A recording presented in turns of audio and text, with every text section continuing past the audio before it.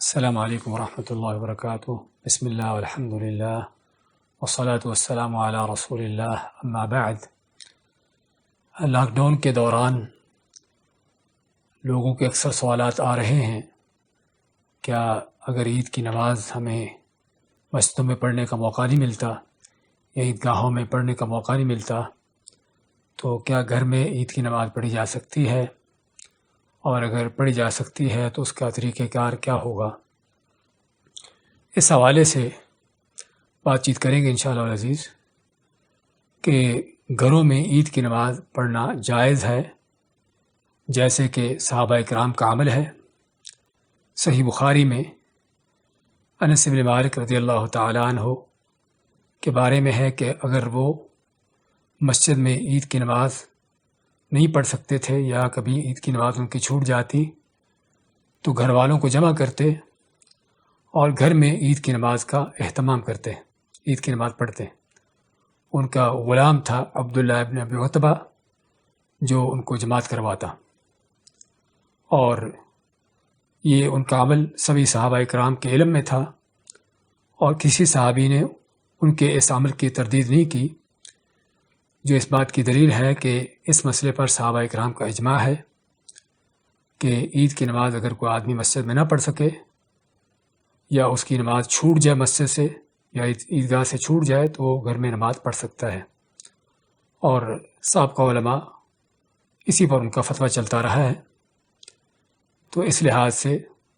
سنت ہے کہ اگر عید کی نماز مسجد میں پڑھنا ممکن نہیں یا عیدگاہ میں پڑھنا ممکن نہیں تو عید کی نماز کا گھر میں اہتمام کیا جائے اور اس کو گھر میں پڑھا جائے۔ لیکن یہ جاننا ضروری ہوگا کہ عید کی نماز گھر میں کیسے پڑھیں۔ اس حوالے سے یہ ہے کہ گھروں میں عید کی نماز جو کہ صحابہ کرام سے انس بن مالک رضی اللہ تعالیٰ عنہ اس طرح کے لوگوں سے جو ثابت ہے وہ یہ ہے کہ گھر میں صرف عید کے 2 رکعتیں پڑھتے تھے بغیر خطبہ کے، یعنی خطبہ اس میں نہیں دیا جائے گا، صرف عید کی 2 رکعتیں پڑھیں گے۔ اور عید کی 2 رکعتیں پڑھنے کے لیے جس طرح کہ ہم عیدگاہ میں پڑھتے ہیں یا مسجد میں پڑھتے ہیں ایسے ہی گھر میں بھی عید کی 2 رکعتیں پڑھیں گے کہ اس میں ٹوٹل 12 تکبیریں ہوتی ہیں۔ پہلی رکعت میں 7 تکبیریں اور دوسری رکعت میں 5 تکبیریں۔ پہلی رکعت کی 7 تکبیریں اس طرح سے ہیں کہ تکبیر تحریمہ کہنے کے بعد 6 تکبیریں ہوں گی، ہر تکبیر کے ساتھ ہاتھ اٹھا کر باندھے جائیں گے۔ تو اس طرح سے تکبیر تحریمہ کے بعد 6 تکبیریں کہیں گے اور پھر سورۃ فاتحہ پڑھیں گے، اور فاتحہ کے بعد نبی کریم علیہ الصلوۃ والسلام کی سنت ہے کہ آپ اکثر و بیشتر عید کی نمازوں میں سورۃ سبح اسم ربک الاعلی پہلی رکعت میں اور دوسری رکعت میں سورۃ الغاشیہ پڑھتے تھے۔ تو پہلی رکعت میں 7 تکبیریں کہنے کے بعد فاتحہ پڑھیں گے، اور فاتحہ کے بعد اگر کسی کو سبح اسم ربک الاعلی یہ صورت آتی ہے تو یہ پڑھ لے، اگر نہیں آتی تو کوئی بھی دوسری صورت پڑھی جا سکتی ہے۔ اس کے بعد دوسری رکعت جب شروع کریں گے تو اس میں ایک وہ تکبیر ہے جو ہم سجدہ سے اٹھتے ہوئے کہتے ہیں دوسری رکعت کے لیے کھڑے ہوتے ہوئے، اس تکبیر کے بعد جو ہے ہم 5 تکبیریں اور کہیں گے جو زائد تکبیریں ہیں۔ تو اس میں بھی ہر تکبیر کے ساتھ اللہ اکبر کہتے ہوئے ہاتھ اٹھائیں گے اور ہاتھ باندھ لیں گے،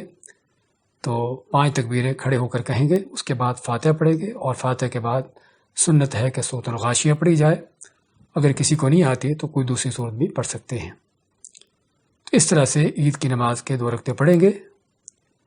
لیکن جس طرح ہم نے عرض کیا ہے کہ گھروں میں اگر عید کی نماز پڑھتے ہیں تو اس میں خطبہ نہیں ہوگا۔ یہ ہے عمل جو صحابہ کرام تابعین سے ثابت ہے، اور اسی پر سابقہ زمانوں سے لے کر علماء کا فتویٰ چلا آیا ہے۔ اور اس کے ساتھ ساتھ مزید یہ بھی ہے کہ عید کے باقی جو سنتے ہیں اس کا بھی ہمیں خیال رکھنا چاہیے، اور اس میں سب سے بڑی اور اہم ترین سنت تکبیرات کی ہے کہ عید کا چاند نکلنے سے لے کر ہی تکبیرات کہنے کا اہتمام کیا جائے گھروں میں ہی، اور بلند آواز سے تکبیریں کہی جائیں، اللہ اکبر لا الہ الا اللہ اللہ اکبر وللہ الحمد،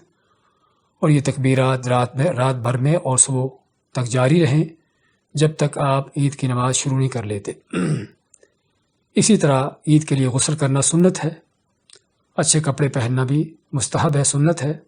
ان چیزوں کا بھی اہتمام کیا جائے عید کی نماز کے لیے۔ اور مزید نبی کریم صلی اللہ علیہ وسلم کی عید الفطر کے حوالے سے جو سنتے ہیں وہ یہ ہے کہ آپ عید الفطر کی نماز سے پہلے کھجوریں کھاتے تھے۔ تو ہم بھی اس سنت کو اپنانے کا اہتمام کریں کہ فجر کی نماز پڑھنے کے بعد، عید کی نماز پڑھنے سے پہلے اگر تازہ کھجور ہے تو وہ کھانا سنت ہے،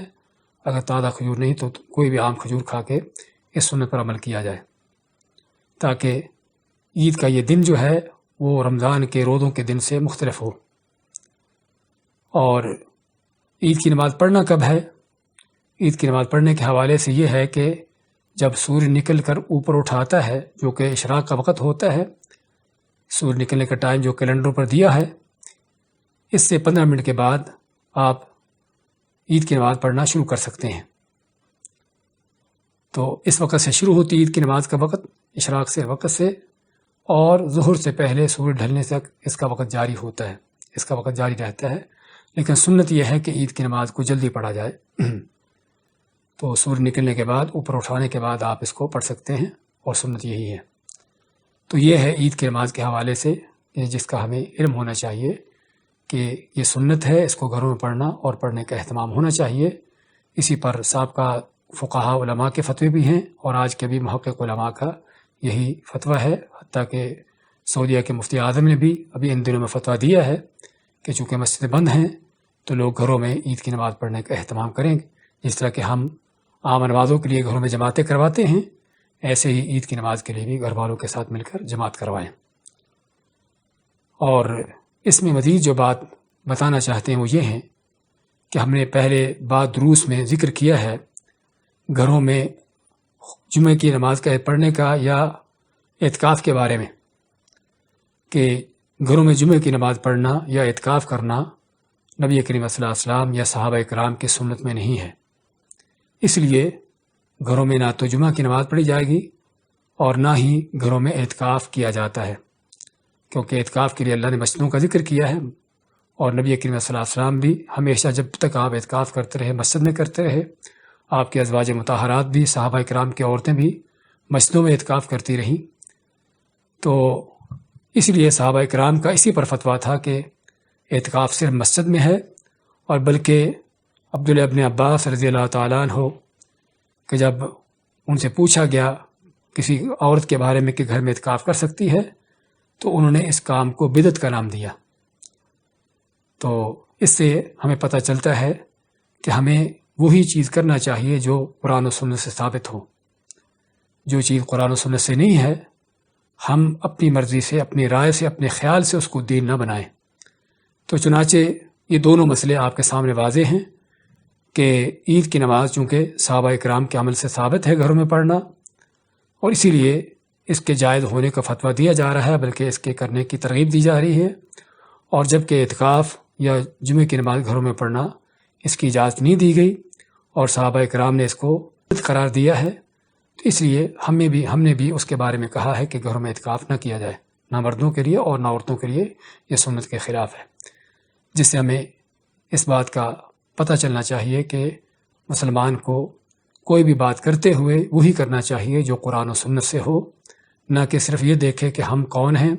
کس مسلک سے تعلق رکھتے ہیں، ہمارے بڑے کیا کہتے ہیں۔ یہ دیکھے کہ قرآن و سنت میں کیا ہے، اللہ اس کے رسول صلی اللہ علیہ وسلم کا اور صحابہ کرام کا طریقہ کار، ان کی تعلیمات کیا ہیں، یہ اس پر چلنا ہمارا دین ہے، یہ ہمارا طریقہ ہونا چاہیے۔ اللہ تعالی ہم سبھی کو دین کو سمجھنے کی اور دین پر صحیح معنوں میں عمل پیرا ہونے کی توفیق عطا فرمائے۔ بارک اللہ۔